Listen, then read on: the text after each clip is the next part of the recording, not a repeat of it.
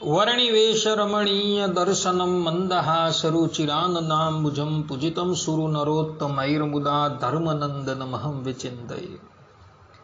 असतो मा षड्गमय तमसो मा ज्योतिर्गमय मृत्युर्मा अमृतं गमय।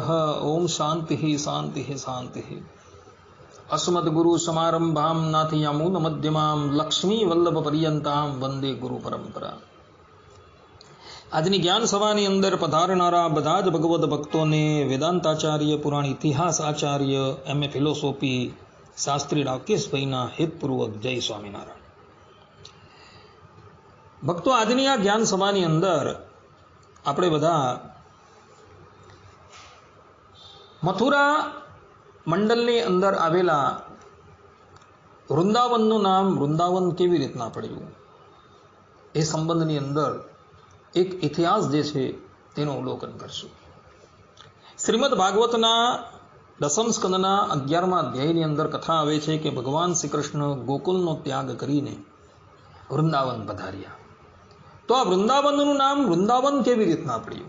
आ संबंधनी अंदर ब्रह्मवैवर्त पुराणनी अंदर कृष्ण जन्म खंड अध्याय 17 नी अंदर एक कथा आवे छे।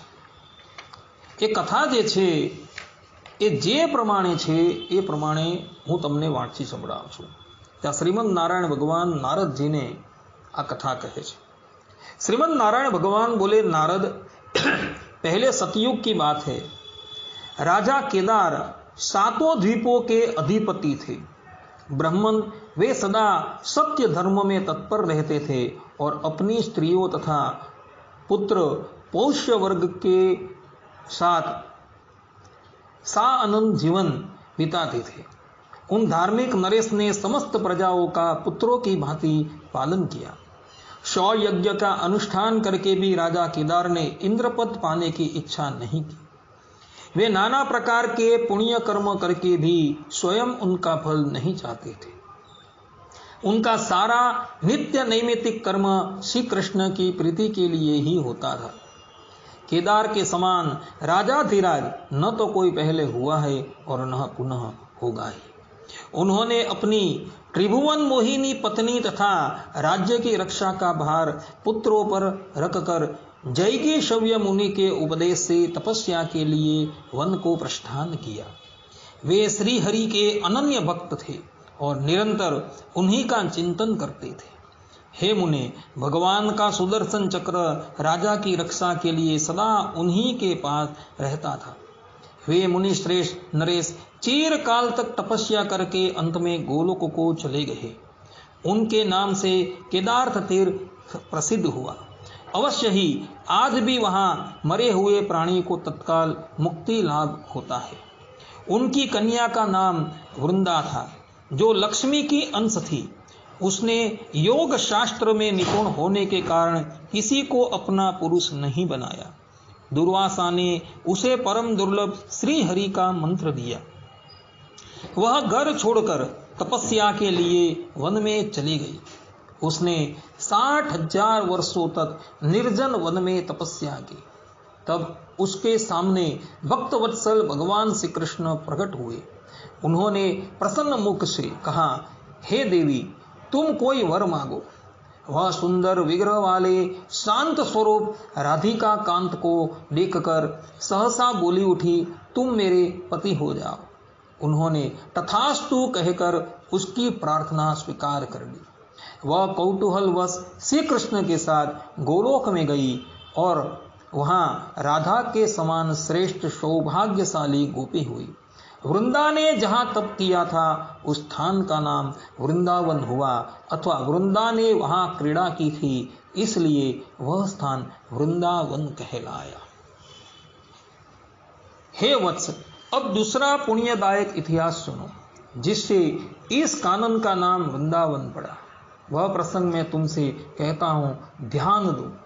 राजा कृषध्वज के यहां 2 कन्या प्रकट हुई थी। दोनों ही धर्मशास्त्र के ज्ञान में निपुण थी। उनके नाम थे तुलसी और वेदवती। संसार चलाने का जो कार्य है उससे उन दोनों बहनों को वैराग्य था। उनमें से वेदवती ने तपस्या करके परम पुरुष नारायण को प्राप्त किया। वह जनक कन्या सीता के नाम से सर्वत्र विख्यात हुई। तुलसी ने तपस्या करके श्री हरि को पति रूप में प्राप्त करने की इच्छा की, किंतु दैववश दुर्वासा के शाप से उसने शंखचूड़ को प्राप्त किया। फिर परम मनोहर कमलाकांत भगवान नारायण उसी प्राण वल्लभ के रूप में प्राप्त हुए। भगवान श्रीहरि के शाप से देवेश्वरी तुलसी वृक्ष रूप में प्रकट हुई और तुलसी के शाप से श्रीहरि शालिग्राम शिला हो गए। उस शिला के वक्षस्थल पर उस अवस्था में भी सुंदरी तुलसी निरंतर स्थित रहती है। हे मुनि, तुलसी का सारा चरित्र तुमने विस्तार पूर्वक कहा जा चुका है, तथापि यहाँ प्रसंगवत पुनः उसकी कुछ चर्चा की गई है। तपोवन उस तुलसी की तपस्या का एक यह भी स्थान है, इसलिए इसे मनीषी पुरुष वृंदावन कहते हैं। तुलसी और वृंदा समानार्थक शब्द है, अथवा मैं तुमसे दूसरा उत्कृष्ट हेतु बता रहा हूं, जिससे भारतवर्ष का यह पुण्य क्षेत्र वृंदावन के नाम से प्रसिद्ध हुआ। राधा के 16 नामों में एक वृंदा नाम भी है, जो श्रुति में सुना गया है। उन वृंदा नाम धारिणी राधा का यह रमणीय क्रीड़ा वन है, इसलिए इसे वृंदावन कहा गया है। पूर्व काल में श्री कृष्ण ने श्री राधा की प्रीति के लिए गोलोक में वृंदावन का निर्माण किया था। फिर भूतल पर उनकी क्रीड़ा के लिए प्रकट हुआ वह वन उस प्राचीन नाम से ही वृंदावन कहलाने लगा। आ प्रमाणे भक्तो વૃંદાવનના પ્રાગટ્યની કથા જે છે એ બ્રહ્મવૈવર્ત પુરાણની અંદર જોવા મળે છે।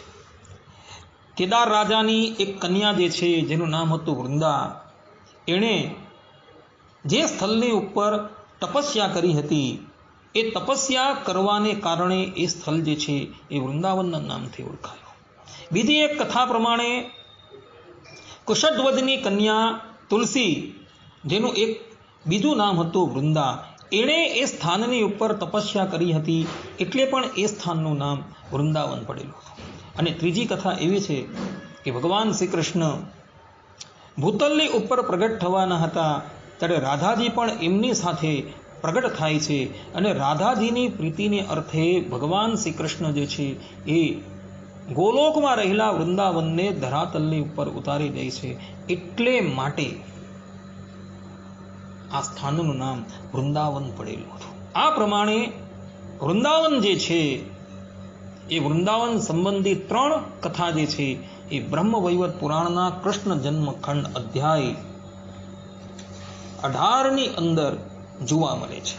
તો બધા જ ભગવદ્ ભક્તો જે છે એ આ કથા જે છે તેને આત્મસાત કરી લેજો, જેથી કરીને તમે જ્યારે પણ વૃંદાવન જાઓ ત્યારે તમને વૃંદાવનનું મહાત્મય જે છે એ ખબર પડે।